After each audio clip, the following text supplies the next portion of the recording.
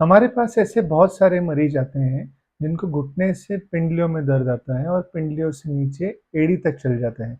जब भी घुटने का दर्द पिंडलियों में चल जाता है, एड़ी में चल जाता है, उसमें हम सारे मरीजों को यही समझाने की कोशिश करते हैं कि सबसे पहले आपको एड़ी का दर्द या जो पिंडलियों का दर्द है उसको ठीक करना है। जब तक आप एड़ी का दर्द या पिंडलियों का दर्द ठीक नहीं करेंगे तो आप घुटने का डायरेक्ट इलाज नहीं कर सकते। हम हमारे मरीजों को कई बार समझाते हैं कि आप जिस तरह से भी इलाज ले रहे हो, आप इलाज लेते रहो। उसमें किसी भी तरह की पाबंदी नहीं है, कोई भी मनाही नहीं है। अगर आप किसी ऑर्थोपेडिशियन को दिखा रहे हैं, अगर आप किसी होम्योपैथ को दिखा रहे हैं या आप कोई आयुर्वेदिक की दवाई ले रहे हैं, तो आप उन दवाई को कंटिन्यू कीजिए। पर आप जड़ को समझिए, जब तक घुटने के मरीज जड़ को नहीं समझेंगे, तब तक वो ठीक नहीं हो पाएँगे। सबसे पहले हम कहते हैं पिंडलियों के दर्द को या एड़ी के दर्द को आप ठीक कीजिए। जभी भी घुटने के दर्द के बाद दर्द आगे खिसकना चालू होता है, आगे बढ़ना चालू होता है, तो पिंडलियों में नस का चढ़ना, पिंडलियों में दर्द का होना, पिंडलियों में सूजन का आना या काफ मसल्स का टाइट हो जाना, जिसको हम लोग स्टिफनेस बोलते हैं, बहुत कॉमन तरीके से देखा गया है। आज हम जानेंगे कौन सी वो 2 टेक्निक्स हैं जिसके बाद आप पिंडलियों का दर्द एटलीस्ट घुटने से कम कर पाएँ।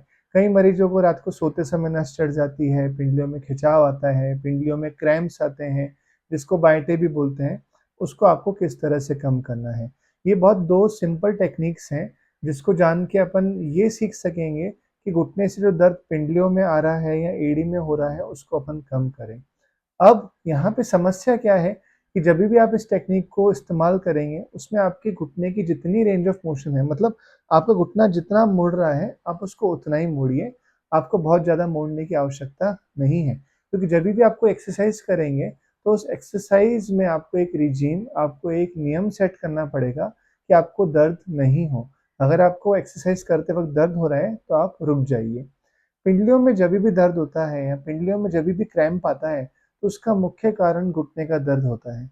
घुटने में जभी भी दर्द होता है या पिंडलियों की मसल्स जभी भी वीक होती हैं, तो हम मरीज को कहते हैं कि आप इन 2 एक्सरसाइज़ेस को, जो घुटने की आपकी बेसिक एक्सरसाइज चल रही है, उसके साथ आप फॉलो कीजिए। अपन देखते हैं घुटने की 2 टेक्निक कौन-सी है और आपको किस तरह से सही से इसको फॉलो करना है। इसमें हम पेशेंट को बोलते हैं कि आप अपने पैर को एक पैर को मोड़ दीजिए और दूसरे पैर को सीधा रखिए और एक रोल ले लीजिए, बॉस्टल ले लीजिए या तकिया ले लीजिए, कुछ भी आप ले सकते हैं। उससे आपको घुटने के नीचे फँसा के पिंडली से हल्के से दबाना है। जब आप इसको दबाएँगे, तो आपको कोशिश करनी पड़ेगी कि आपकी क्वाड्रिसेप्स मसल्स और जो पिंडलियों की मसल्स हैं, वो इसको होल्ड करे, रोके। अगर वो इसको नहीं रोकेगी, तो आपको पिंडलियों की स्ट्रेंथनिंग एक्सरसाइज़ेज़ नहीं होएगी। आपको ये पीछे फँसाना है और इसको टाइट करके रोकना है और 10 तक काउंट करना है। 1, 2, 3, 4, 5, 6, 7, 8, 9, 10। फिर धीरे-धीरे सीधा करना है। आपको इस चीज़ को ज़रूर ध्यान देना है कि पूरा इसको सीधा नहीं करना। अगर आप पूरा सीधा कर लेंगे तो यहाँ से आपको खिंचाव आना चालू हो जाएगा। बहुत लोगों को पिंडलियों के दर्द के साथ-साथ घुटने के पीछे भी दर्द होता है। तो हम ये एडवाइस देते हैं, हम ये रिकमेंड करते हैं कि आप इन एक्सरसाइज़ को सही वे में करो ताकि पीछे का खिंचाव भी साथ के साथ खत्म हो जाए। एक बार अपन वापस सीखते हैं। इसको पीछे दबाना है, पीछे दबाने के बाद में पिंडलियों से नीचे की तरफ दबाना है, प्रेशर देना है, बीच में ये रोल दबेगा और 10 तक रोकना है। 1, 2, 3, 4, 5, 6, 7, 8, 9, 10। ये एक्सरसाइज बहुत यूज़फुल एक्सरसाइज है। एक बार में आपको 10 बार करनी है और दिन में सिर्फ 1 बार करनी है, 2 बार या 3 बार करने की बिल्कुल भी आवश्यकता नहीं है। जिन पेशेंट्स को घुटने का दर्द है, घुटने के बाद पिंडलियों में क्रैम्प्स आते हैं, पिंडलियों में बांयटे आते हैं या पिंडलियों में नस चढ़ जाती है। यूजुअली देखा गया है कि रात के समय, सोते समय पिंडलियों में एकदम से नस चढ़ जाती है।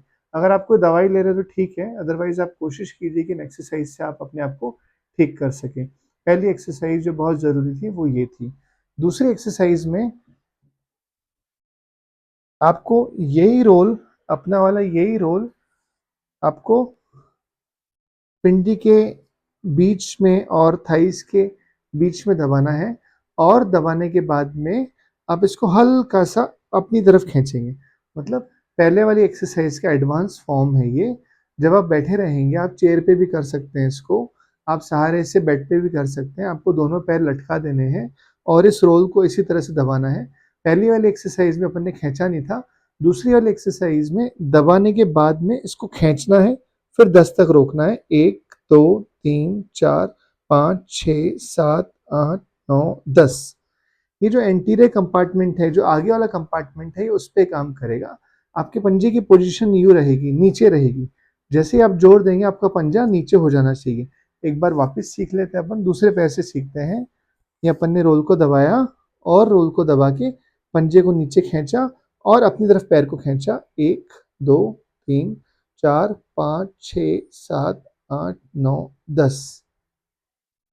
ये वाली एक्सरसाइज इतनी इफेक्टिव एक्सरसाइज है, इतनी आसान एक्सरसाइज है कि आप पहले ही दिन से इसमें इम्प्रूवमेंट पाना चालू कर देंगे।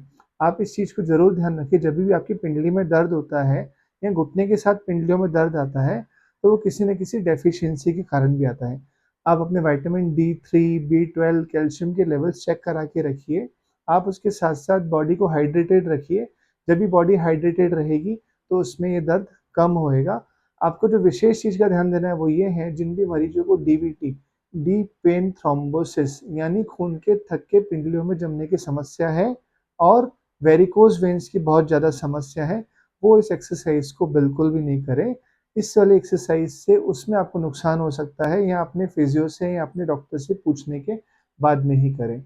हम लोगों ने यहाँ जयपुर में हमारे क्लिनिक पे कई पेशेंट्स के प्रोटोकॉल ऑनलाइन बनाए हैं, जिससे वो घर बैठे सारी एक्सरसाइज करते हैं और ठीक हो रहे हैं अच्छे से। अगर आप इससे रिलेटेड कुछ भी पूछना चाहते हैं तो हमें कमेंट करके पूछिए। पर इन 2 एक्सरसाइज को अपने जो रूटीन एक्सरसाइज हैं उनके साथ में जोड़ लीजिए। हमारे जो पुराने वीडियोज़ हैं, पुरानी प्लेलिस्ट है, उसको आप देख लीजिए। उसमें घुटने की अलग-अलग ज़ोन वाइज़ एक्सरसाइज बता रखी हैं।